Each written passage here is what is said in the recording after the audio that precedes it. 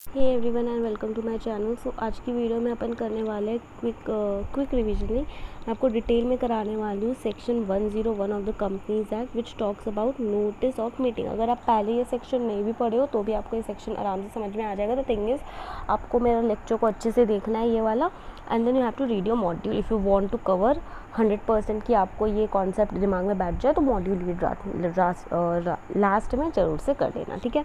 And अगर आपको mark करना है चैप्टर 7 का इंपॉर्टेंट क्वेश्चन, तो आप मेरे लेक्चर देख सकते हो। मैं आज ही एक वीडियो अपलोड की थी जिसमें मैं चैप्टर 7 का इंपॉर्टेंट सेक्शन मार्क कराई थी, एंड मैं चैप्टर 9 के लिए भी एक इंपॉर्टेंट सेक्शन वाला वीडियो डाली हुई हूँ, आज ही डाली हूँ। तो आप लोग वो दोनों लेक्चर आप लोग चाहो तो देख सकते हो, ठीक है। यस, सो चलो हम लोग स्टार्ट करते हैं। This is one of the important section of this chapter. So let's get started. Notice of meeting section 101।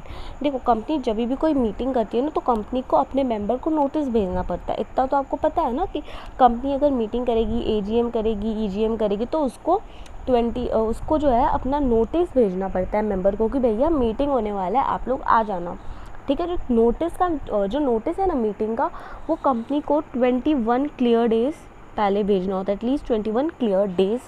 मतलब 21 क्लियर डेज मतलब क्या हुआ, लेट्स से 22 सितंबर को कंपनी मीटिंग करने वाली है, ठीक है।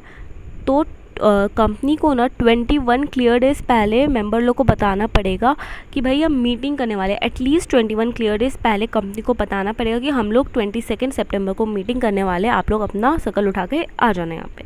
तो 21 क्लियर डेज मतलब क्या हुआ, मान लो कंपनी नोटिस भेजी 31 अगस्त को, ठीक है। 31 अगस्त को कंपनी नोटिस भेजी, ठीक है, 31 अगस्त।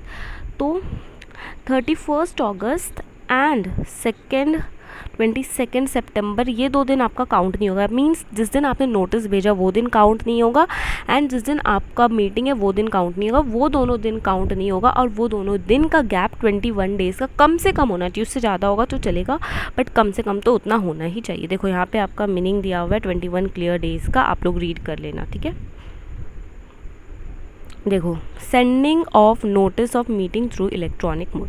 कंपनी चाहे तो इलेक्ट्रॉनिक मोड से मतलब कंपनी इलेक्ट्रॉनिक मोड से मीटिंग भेजेगी, which can be in form of email, जिसमें आप टेक्स्ट कर सकते हो, अटैच कर सकते हो। अटैचमेंट होता है ना, एज अटैचमेंट आप ईमेल भेज सकते हो। अगर आपने कभी ईमेल भेजा होगा तो आप लोग देखोगे, आप फाइल बना के भेज सकते हो, आप लोग टेक्स्ट करके भेज सकते हो, आप लोग एज अटैचमेंट भेज सकते हो, as a notification by electronic mail, uniform resources, ऐसे आप भेज सकते हो। Emails shall be address to the person entitle to receive, मतलब उस बंदे को भेजना है जिसको रिसीव करना है। ऑब्वियसली ये सब सारा चीज़ दिया हुआ है। ईमेल आपका नॉन एडिटेबल अटैचमेंट होना चाहिए, मतलब एडिट नहीं हो जाना चाहिए। ऐसा नहीं कि कोई भी एडिट कर दे ईमेल को, नहीं, वो एडिट नहीं होना चाहिए, ठीक है।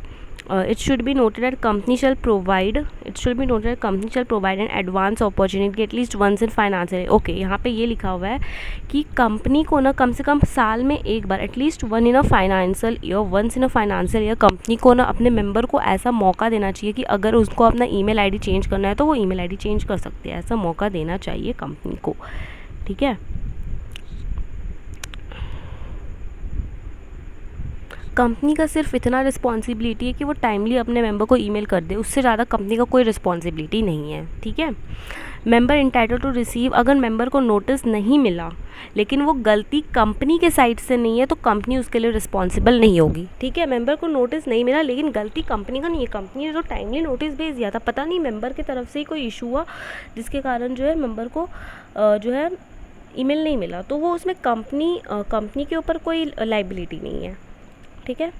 कंपनी में send email through in house facility और register and transfer third party खुद से या थर्ड पार्टी एजेंसी का हेल्प लेके भी कंपनी ईमेल भेज सकती है, ठीक है। नोटिस तुम्हारा अपने वेबसाइट में भी कंपनी जो है नोटिस ऑफ मीटिंग वो अपने वेबसाइट में भी अपलोड कर देगी, ठीक है। नॉन रिसिप्ट ऑफ नोटिस, अगर किसी को नोटिस रिसिप्ट नहीं हुआ एंड कंपनी का डिफ़ॉल्ट नहीं है तो कंपनी लाइबल नहीं होगी, बट मान लो कंपनी का डिफ़ॉल्ट है तो in that case company liable हो जाएगी, ठीक है। ओके, क्या आप 21 डेज से कम का भी नोटिस भेज सकते हो? The answer is yes. सबसे पहले आप ओपीसी अगर हो, ओपीसी है ना, तो ओपीसी को 21 डेज़ के जगह आप 14 दिन 14 क्लियर डेज़ का नोटिस भेज सकते हो। कहीं पे लिखा हुआ होगा, मैं दिखा दूंगी जहाँ पे भी होगा, ठीक है। और अगर आप नॉर्मल कंपनी है तो भी आप 21 क्लियर डेज से पहले का नोटिस भेज सकते हो। अगर आपके 90% 95% मेंबर जिसके पास वोटिंग राइट है वो लोग बोलते हैं अच्छा ठीक है तुमको 21 डे क्लियर डेज में प्रॉब्लम हो रहा है, ठीक है तुम उससे कम दिन का भेज दो। अगर 95% ऑफ द मेंबर जिसके पास वोटिंग राइट है वो लोग अपना कंसेंट दे देते हैं तो कंपनी कर सकती है। In case of any other general meeting by member of the company holding company है शेयर कैपिटल, अगर शेयर कैपिटल है तो जिसके पास 95% ऑफ शेयर कैपिटल है वो लोग कंसेंट दे देते हैं तो वो लोग कर सकते हैं, है ना। या फिर वोटिंग पावर है 95% वो लोग कंसेंट दे देंगे तो कंपनी कर सकता है। दैट वाज अबाउट ओके, ये वाला एक पार्ट बच गया, authority to call a general meeting. किसके पास अथॉरिटी है जनरल मीटिंग, दैट इज़ आपका एजीएम और ईजीएम कॉल करेगा बोर्ड ऑफ डायरेक्टर के पास। तो this was about this section. I hope आपको समझ में आया होगा। इफ़ यस मेक श्योर आप लोग मेरे चैनल को सब्सक्राइब करो एंड वीडियो को लाइक करो। That's it for this video guys, bye bye.